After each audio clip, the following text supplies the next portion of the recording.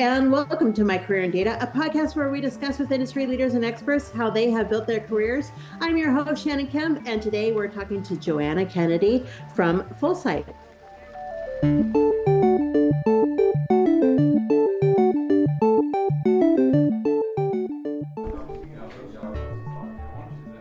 With a robust catalog of courses offered on demand and industry-leading live online sessions throughout the year, the DATAVERSITY Training Center is your launchpad for career success. Browse the complete catalog at training.dataversity.net and use code DVTalks for 20% off your purchase. Hello and welcome. My name is Shannon Kemp and I'm the Chief Digital Officer at DATAVERSITY, and this is My Career in Data, a DATAVERSITY Talks podcast dedicated to learning from those who have careers in data management, to understand how they got there and to talk with people who help make those careers a little bit easier. To keep up to date in the latest in data management education, go to dataversity.net/subscribe. Today, we are joined by Joanna Kennedy, the Global Group Data Governance Officer at Fullsight. And normally, this is where a podcast host would read a short bio of the guest, but in this podcast, it's your bio that we're here to talk about. Joanna, hello and welcome. Hello, how are you? Good, good. How are you doing today? Very well, thank you. Oh, so glad you could join us today. Thank you so much. So tell me, you're the Global Group Data Governance Officer at Fullsight. So first, tell me, what type of business is Fullsight? Sure. So Fullsight is actually the brand name for an international group of companies. We work in industries that are life critical, so aerospace, automotive, medical devices, and essentially what we do is bring key industry stakeholders together to enable safety and quality through activities like developing standards, and critical process auditing and training. So if you think anytime you've ever been on an airplane, for example, the safety briefing is always the same. When you're in a car or on an airplane, the seatbelt's always fastened the same way, right? And that's because those are examples of areas where the industry has said, these are life critical topics. We don't want, in an emergency, people to be trying to work out how to undo the seatbelt, right? So they've been standardized. And that's just one example of the kind of thing we get involved with. Oh, that's so cool. Yeah. Very, very cool. So, okay, so as the Global Group Data Governance Officer, what is it that you do? Yeah, so I don't work on the life critical stuff myself. I'm responsible for supporting this group of organizations in their compliance journey as it relates to two things. Firstly, personal data privacy. So think jurisdiction-specific regulations like the European GDPR or the CCPA in California and so on, as well as the related laws around the use of personal information. So if you think marketing, right, you have CAN-SPAM in the US. We have a law called the Privacy in Electronic Communications Regulations, same thing as CAN-SPAM, but obviously there are differences in the details in Europe. So things like that. And also in my remit is AI governance. So with the EU recently enacting the first comprehensive AI governance regulation in the world, we at Fullsight are taking that as our benchmark regulation to get started with AI governance. We all know there will be more, but you have to start somewhere. And so we're being accountable by saying, okay, let's take that as our starting point. So my role involves developing our AI inventory. What AI systems are we using? How can we govern them if we don't even know what we're doing, right? And then once we know what we're doing with AI, we can assess and classify and mitigate any associated risks. I also help with the upskilling of the team as well, because AI is moving so rapidly and is going to be, if it's not already, so important for the future. That's really a key part of it as well. Oh, that's amazing. So I imagine, any a company or any industry, setting standards and setting quality standards much less doing that as their whole premise for the company. I imagine you have a lot of data that you go through that there's to manage there. So how do you work with data in your job?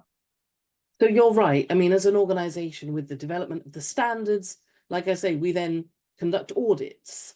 So there's a wealth of data, very confidential in some cases, training as well in these areas. So even to the point of the questions people may ask in those training sessions, that's data, right? It could be very revealing.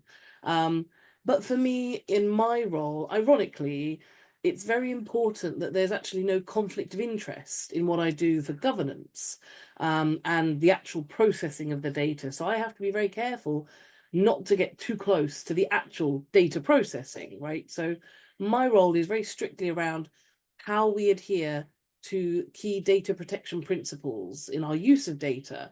So making sure we are accountable, that we are behaving in a way that's lawful and fair, transparent, making sure any data that we have is minimized, is accurate, confidential where appropriate, is kept securely, and that we only use it for the purpose for which it was intended, that we retain it for only so long as is necessary to satisfy that purpose, and that we then dispose of it appropriately, depending on what kind of data it is.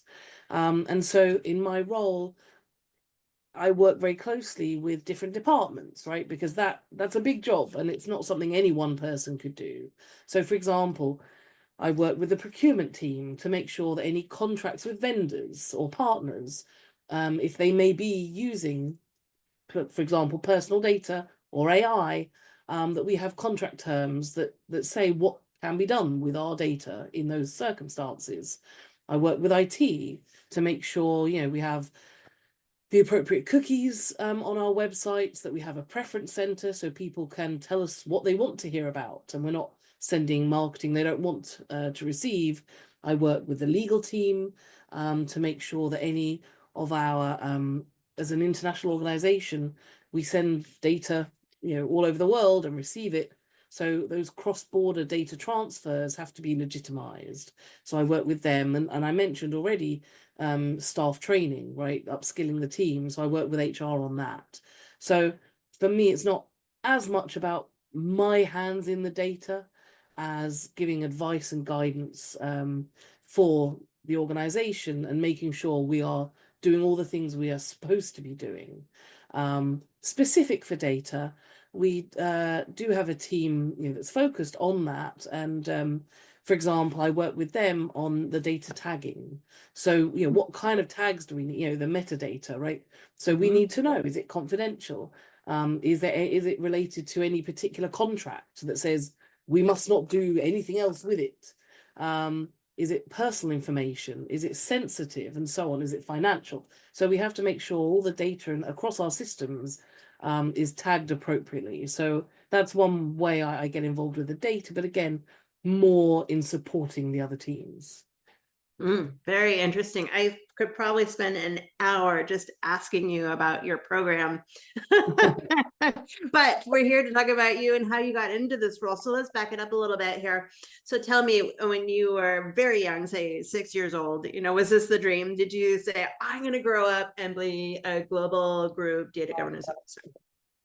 Well, I mean, the short answer is no. Never crossed my little mind at that point.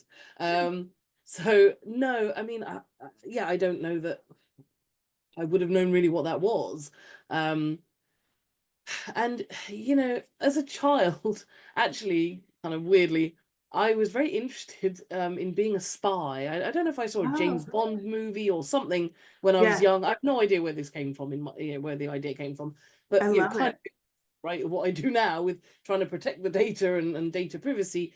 I was very keen on knowing as much as I could in a very, I thought, sophisticated, subtle way. Yeah. So, for example, after I'd read my comic books, I used to cut holes in them and sit pretending I was reading them, spying on people. I suspect I fooled nobody, as a child, but that was the idea. So, like I say, ironically, because now I'm kind of doing the other thing, and then as I got older, I I found, which I think I inherited from my parents, I loved learning different languages. Oh, Um, so I actually did my honours degree, which I think is like the equivalent of a master's in the US, in French and German. And as part of hmm. that, I obviously spent some time in France and Germany. Um, and then so really at that point, even then, as a sort of young adult, I assumed with languages, what can you do with that? Almost anything and nothing. And I kind of thought maybe I'd become a teacher or a translator. I didn't really think beyond that. Hmm. So then, so where did you go? So you've traveled now. You speak a few languages. So what did you do next? What's your first job out of university? Yeah, so I finished university, had a wonderful time, learned a lot, and again, I Yeah, still didn't really know what I wanted to do, sure. except that I didn't think I wanted to be a teacher or a translator, so that was that gone. And so, when I finished university, I was just keen to get out in the real world and earn some money. And so I basically just applied for any kind of job that I could find. And I fell into a marketing role, actually, a marketing coordinator, entry level role, and I really enjoyed it. And so I then ended up pursuing a career in marketing for the next 2 decades, Right. working my way up to vice president level. And obviously, the use of personal information, right, is a key part of marketing, particularly direct marketing. The obvious is contact information, right, to email people or whatever. But also you have to think about other information that describes the person, right, that identifies the person. So think about behavioral information, clicking on ads online, right, or what websites they visit. That's what the cookies do. They tell us about the behaviors.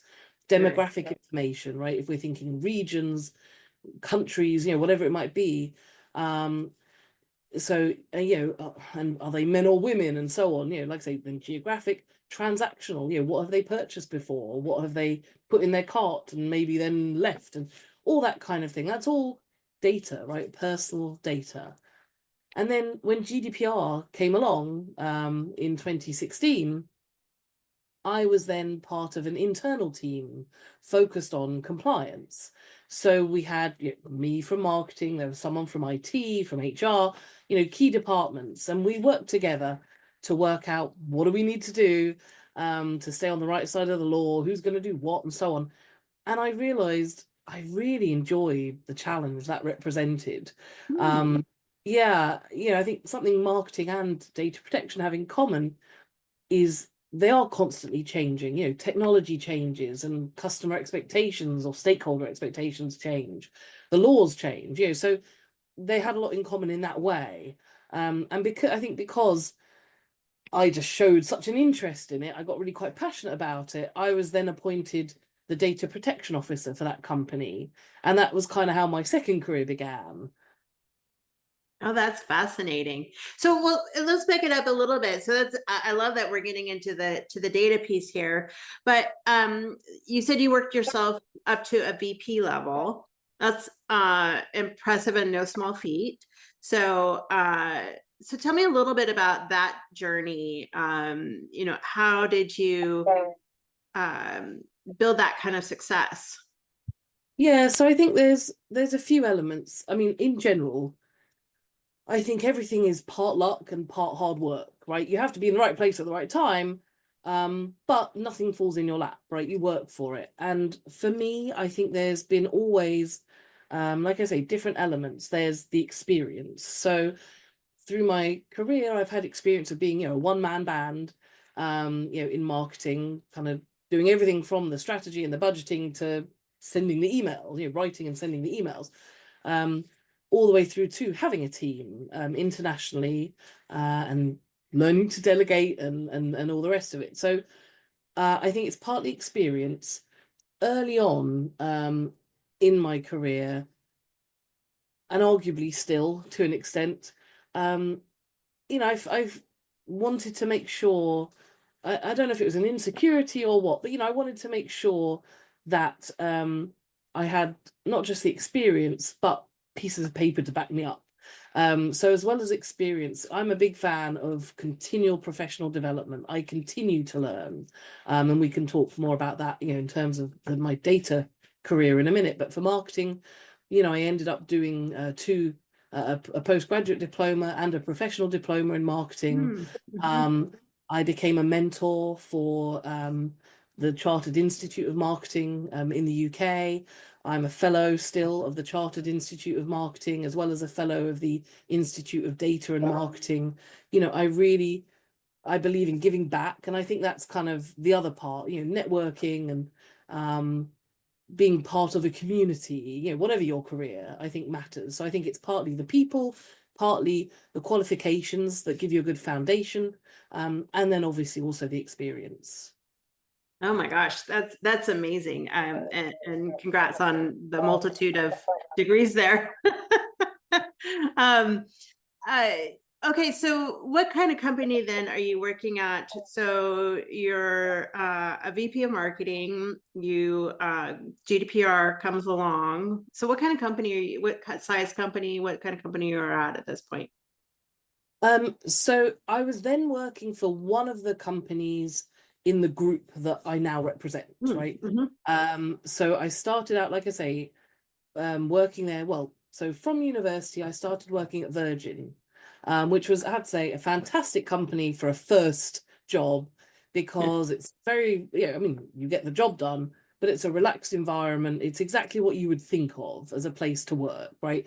For example, one of the really nice things that I'm sure somebody far cleverer than me worked out, the cost benefit analysis. But if your birthday fell on a weekday, you got the day off.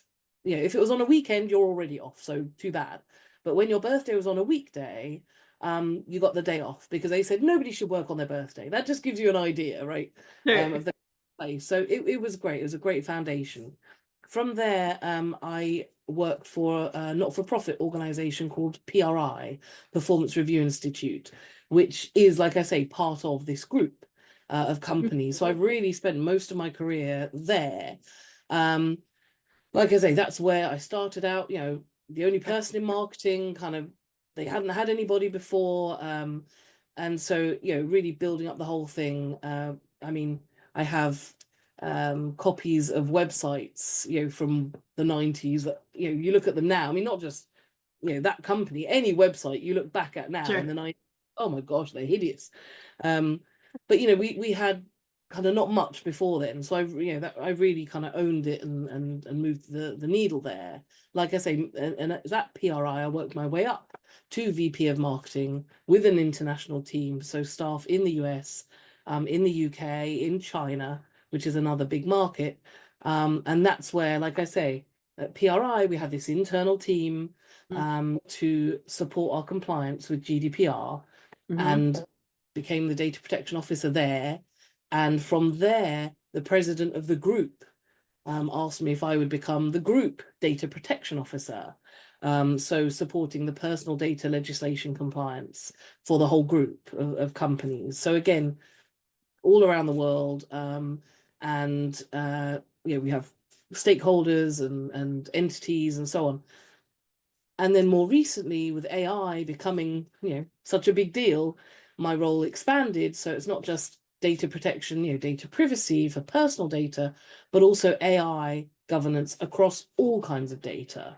So that includes, company data as well. So we work, as you can imagine, in aerospace, automotive, medical devices, some very large household name companies.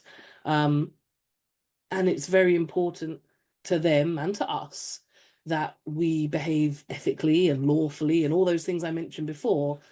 I would argue, particularly as an organization that helps develop standards, conducts audits and training, on quality and so on, we have to hold ourselves really to a high standard, because if we're telling people, in a certain field, you've got to do X, Y, Z, and, and we're checking, then in other fields like data protection and AI, we can't be slacking, right? So it's very much a reputation thing there.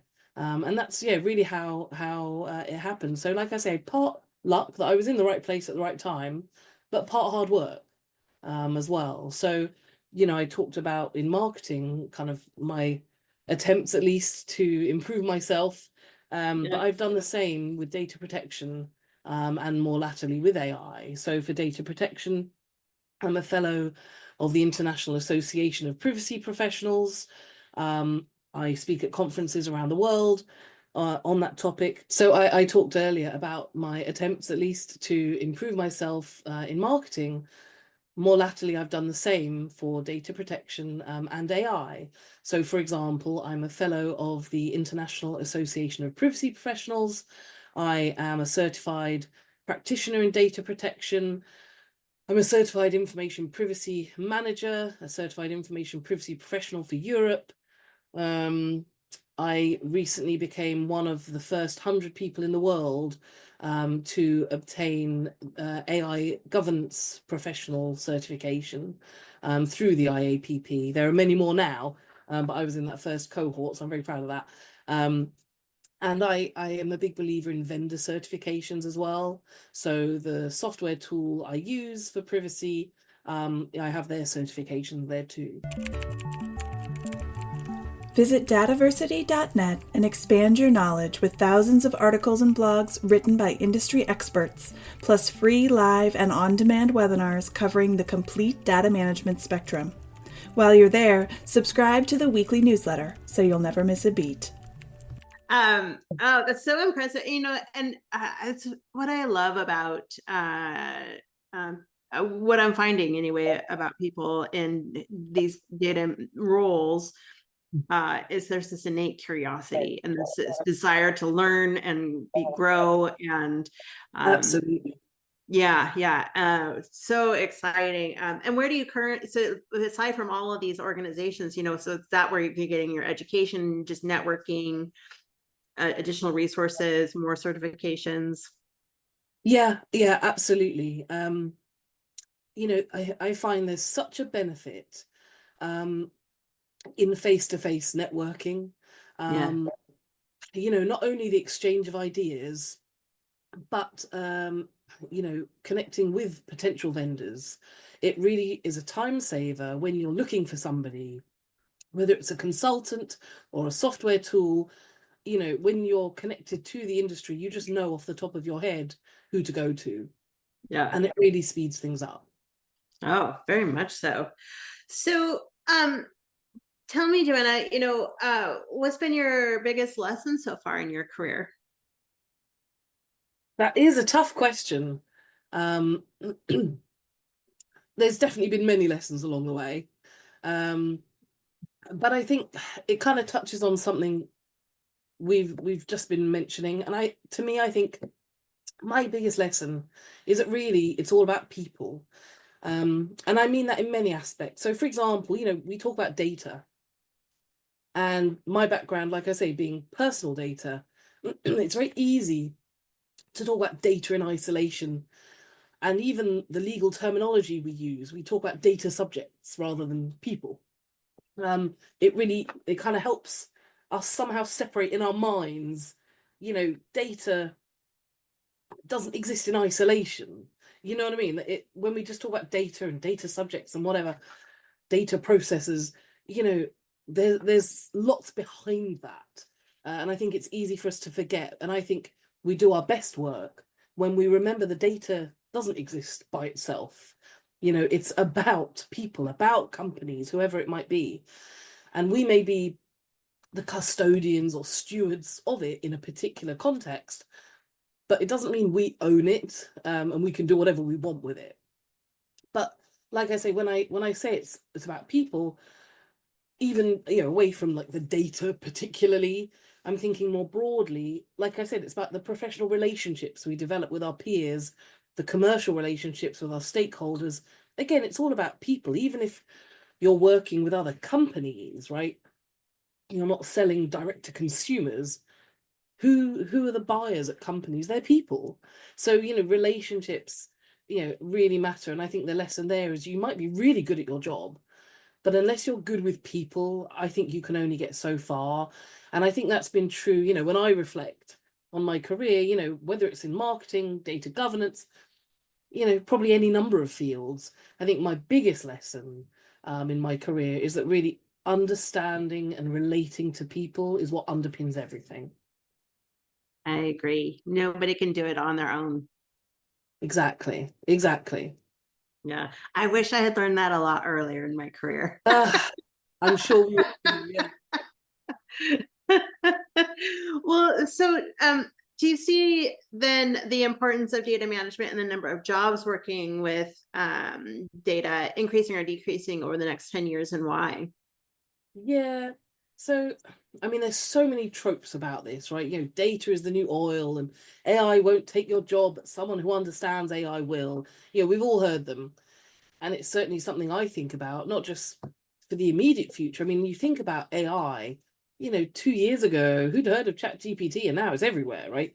So who knows what the next 2 years will be, but then think, my gosh, 10, 20 years ahead, what will it be like for the next generation? I think about this. How do we prepare our children for a future we don't even know what it's going to be like, and let alone preparing ourselves, right? So I don't claim to have any answers, frankly, but what I can say is there's one author, a professor, an Oxford University professor, I think, who has written a couple of great books on this topic. So I'm just going to talk about those for a minute. Sure. So his name is Daniel Susskind, and he's written a book called The Future of the Professions and another one called A World Without Work. And I was lucky enough to hear him speak, actually, and then bought his books afterwards. So I'm going to paraphrase here. But essentially what he talks about is we all understand and accept that certain jobs lend themselves to automation, okay? And we generally think these are manual roles that require little or no judgment, they're repetitive jobs, they're non-creative, but we generally don't think that roles that do require judgment, that are creative, that aren't repetitive, we don't think they could be replaced by technology. And his position is, we're wrong. Actually, any job that has parameters, right, has rules, machines could be trained on, right? Think about law. Essentially, it's a set of rules. Medicine, again, essentially a set of rules. Architecture, and so on. And so how will that impact the future of work? Will we be reduced to kind of overseers, right? Managing the data where the machines are actually doing the work as such. And then, we will just be looking at the data rather than relationships, like I talked about, that I think are so important. Will we only be involved in those edge case decisions that aren't black and white, right? I don't know. But what I do feel confident about, rightly or wrongly, is that if we don't have ethics professionals, governance professionals working hand in hand with technologists, right, thinking about the other side of the coin, not just can we do it, but should we, and what if? I do think this is my opinion, I think we could sleepwalk into a future that we're unprepared for. There's actually a quote from Jurassic Park, the movie, sums this up, where Ian Malcolm says, your scientists were so preoccupied with whether or not they could, they didn't stop to think if they should. And actually, can you tell I love the franchise? There's another Jurassic, I think it's Jurassic World movie, and he says, we're racing towards the extinction of our species. We not only lack dominion over nature, we're subordinate to it. And if you take out nature and put technology in there, again, in my opinion, if we don't really think all the various possibilities through, not just what we're hoping and planning for, I do think there is a greater risk to our future. So, gosh, maybe I'm coming across a bit negative. So, work in this field. I believe in it. We can't turn back time. Technology is such a benefit to our society in so many ways. My point is only, we have to make sure that we're managing it properly. Yeah, so I do see, so I think that, jobs in data governance and in data ethics are going to increase as a result in that demand.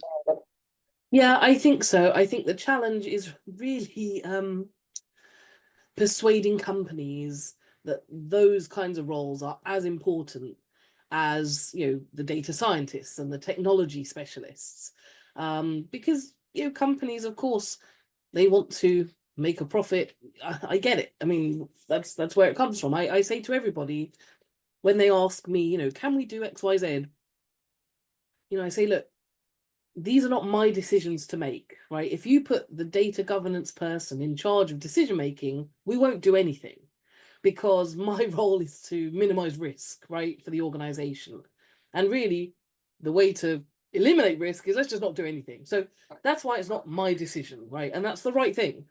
You know, I will, you know, give my professional judgment, right, based on my experience, based on my knowledge and what I see out happening in the world. But yeah, I mean, I would hope you're right that those kinds of roles increase, because I do think they're vital. Yeah, we've certainly seen a lot of new data modeling jobs anyway as a result of AI, just to make sure the correct data is getting into those models. But yeah. but Well, yeah, and that matters a great deal. I mean, I facilitated a discussion recently, so I forgot to mention, but yeah, I was recently appointed. There's an international privacy community, and I'm the London chapter chair now. congratulations. Thank you. We had a discussion about data privacy in the context of AI. And so, you know, one of the points about that, like when you're talking about the quality of the data and the models and so on, is bias, of course. And how do we, again, think about fairness and ethics and lawfulness? You know, how do we make sure that our own inherent biases, like we all have them, we may or may not be aware of them, right? But we all do have them. How do we make sure? I mean, I don't know if it's even reasonable to say that they're not creeping into our AI systems, into our data, into our decision making. But how can we be more self-aware? I guess it's a challenge. It really is a challenge. I Another agree. challenge, you know, on that regard, when I think about, like I say, the two parts of my job, with the data protection, you know, and AI governance, we all know AI needs a wealth of data to really have any valuable output, right? Where data protection principles say the minimum data you process the minimum data you need, because that minimizes the risk. You know, if you've got data sitting all over the place, like who's controlling it, what is it, who knows? Yeah, so just have them. If you have a breach, you know, oh my gosh, suddenly there's all this data out there. So just have the minimum you need. And so data minimization is a challenge, like I say, in the context of AI. And there's many other, in my opinion, really fascinating conflicts. Might be a step too far, but challenges, let's say, but, you know, in the field of data, especially with data protection, data privacy, when we think about AI. Another one, for example, is automated decision making. So the GDPR has a whole clause all about automated decision making. And that's, in general, you think about, you can go on websites, right, and apply for a loan, and you get, oh, we'll give you an answer in 30 seconds. Well, there's no human doing that, right? It's a machine, like, giving you that response. And the GDPR says you as a person have the right to challenge that and say, I want a person. You know, I think my circumstances are so particular, you know, the machine couldn't understand, you know, I'm an edge case effectively, and I want a person to be involved in this. And we think about where we see the benefits of AI is efficiency and productivity, speed. So if we're going to have people saying, no, I want a person now involved, at what point does that start to negate the benefits of AI? So like I say, there are challenges around data privacy, data protection, and AI. Well, Joanna, I'm beginning to wonder if you sleep. You are amazing and what you're accomplishing and how much you're involved in. But so what advice then would you give to people who are looking to get into a career in data management, who might want to get into a data governance role and get into these data ethics and governing responsibilities? Yeah, I think for me, I would say I obviously just talked about my somewhat non-traditional path, right, into this field. So I think I would probably encourage people not to be too focused on a strict path, right, that's totally data career centric. Some of the most interesting people I've worked with have had careers before their current ones. There was a head of IT who used to be a teacher. There's a lawyer who was an engineer. And I think having a more varied background helps them bring a perspective that would otherwise be missing. So I think really I would say focus on what you're good at and let the rest take care of itself. But I will caveat that I've talked obviously about my strong belief in continual professional development. So even now, for example, I am studying for my master's in law, specializing in data protection and intellectual property. Wow. I just, like I say, whether it's just a personal insecurity or a desire to continually improve, I don't know where the balance sits, but I enjoy learning for sure. And I think maybe that's the biggest piece of advice I'd like to pass on is actually from my dad, who I mentioned years ago. I did 2 marketing diplomas. So I actually did one, and then I was contemplating another. And I said to my dad, at that point, I had my degree, I had this diploma, and I said, nah, shall I bother, right? And I said, nah, shall I bother, right? Doing another one. And he said to me, you can have money and lose it. You can have a house and lose it. You can have a partner and lose them. But if you have knowledge, if you have education, no one can take that from you. And it really hit home. And I think that's another reason why I continually strive to learn, because no one can take that from you. And I think that's, another piece of advice I'd give people. Oh, that is such good advice. I really, really like that. Yeah. And like I say, I can't claim it. It was my dad. Well, we may be quoting your dad a lot. Oh, I love it. Joanna, it has been such a pleasure to talk to you. If people want to learn more about your company, Fullsight, where would they go? So fairly straightforward, fullsight.org.